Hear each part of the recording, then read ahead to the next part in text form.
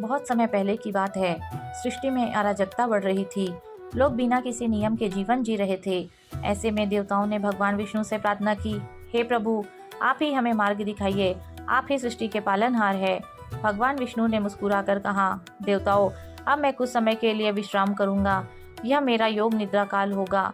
जब तक मैं विश्राम करूंगा तब तक तुम सब भी अपने कार्य को स्थिर रखो। यह दिन था आषाढ़ शुक्ल एकादशी।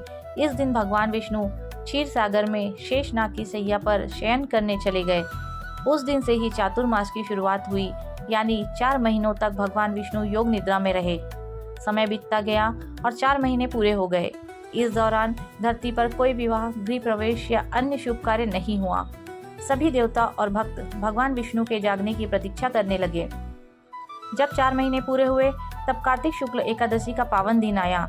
इस दिन माता लक्ष्मी ने भगवान विष्णु के पास जाकर मधुर वाणी में कहा, हे नाथ, अब बहुत समय बीत गया है। आपके बिना सृष्टि अधूरी लग रही है। कृपया जागिए और अपने भक्तों पर कृपा कीजिए। माता लक्ष्मी की मधुर वाणी सुनकर भगवान विष्णु ने धीरे धीरे नेत्र खोले। उनके जागते ही ब्रह्मांड में दिव्य प्रकाश फैल गया।